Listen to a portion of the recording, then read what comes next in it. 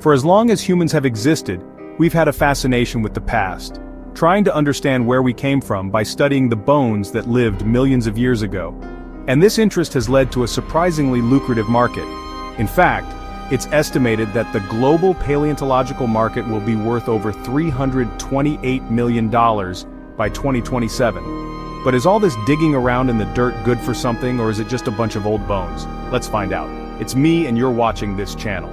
And today we are going fossil hunting. Now, despite the name, most fossils aren't actually made of stone. The name comes from the Latin word fossil, meaning excavated. Originally, the term was used to describe any mineralized remains found in stone, but these days the definition has been broadened to include anything preserved from an organism like footprints, burrows, or even fossilized poop.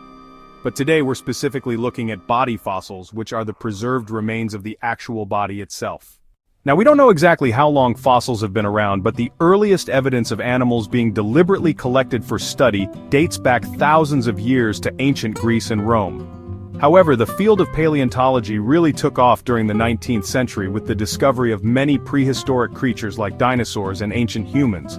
It also helped that people started getting rich mining fossils. You see, when they first started collecting fossils, they were considered worthless. After all, who would want an old bone?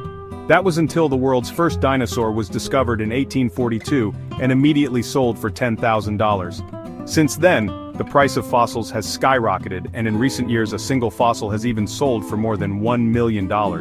So if fossils are so valuable, why do we let paleontologists go around giving them away for free? Well, because while some fossils can be quite profitable, that's only true for a very small percentage of specimens. Take this megalodon tooth. Weighing almost 6 pounds, this tooth was sold online for nearly $10,000. But the chance of finding one of these incredibly rare megateeth is extremely low. Most fossils you come across aren't going to make you rich, but they are still very important for understanding the history of life. And that's what we'll be doing today. We're heading out into the field with the paleontologists to look for fossils ourselves. To get to our fossil site, we drive about 2 hours west of Denver, Colorado, to the town of Golden. Here we meet up with the staff from the nearby Dinosaur Ridge, a famous fossil site that was first declared a National Natural Landmark in 1968. After a brief introduction, we head out into the rocky terrain. Before long, we start to see dinosaur tracks. The area we're walking through was once a lake full of dinosaurs. Over time, the mud at the bottom turned to stone and preserved the outlines of their feet. Our guide points out a few different tracks, including this large three-toed footprint from a Myasora, a relative of Ankylosaurus. As we continue along the ridge, we come across another famous fossil site known as the Benchmark. Here, hundreds of fossils have been found, mostly from the late Jurassic period when dinosaurs roamed freely across North America. As we continue on, we find another impressive trackway. This time it's from Stegosaurus, the infamous dinosaur with plates along its back. Just then, our guide stops and points to something sticking out of the rock.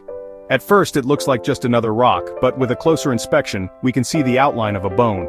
Using a small brush, she brushes away the dirt to reveal a piece of shin bone.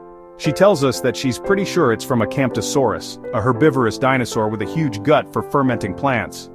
Just then, one of our fellow fossil hunters calls out that he found something, and as we approach, we can see that he's discovered a coprolite, otherwise known as fossilized poop. He jokes that he was hoping it would be gold, but instead it's probably more like dirt. Still, even this can tell us a lot about what the dino was eating. In fact, scientists can learn more from the dino's diet by analyzing its poop than by looking at its skeleton. So while not every discovery will be exciting, each fossil tells us something about the world that existed millions of years ago. Our guides have been working here for years, and yet they never get tired of making new discoveries. One of the best parts of being a paleontologist is the thrill of the hunt. Finding fossils is much like being a detective and putting together clues to solve a mystery. Each fossil is like a new piece of evidence, and together they form a larger picture, and paleontologists love nothing more than uncovering the truth behind ancient creatures. But the job isn't all fun games. In fact, there's a lot of hard work that goes into discovering and preserving fossils. First of all, paleontologists have to spend years in school learning about the subject before they can even start their careers. They also need to be able to work long and irregular hours, sometimes in dangerous conditions. For example, they often have to dig in remote areas that can be very hot or cold. Plus, they might encounter poisonous snakes or other dangerous animals. Despite these challenges though, paleontologists are dedicated to their work. They're passionate about uncovering the secrets of the past and bringing them to light for everyone to enjoy.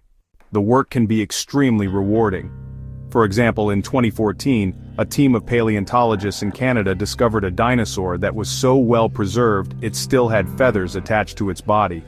This discovery was a major breakthrough because it helped scientists better understand how birds evolved from dinosaurs.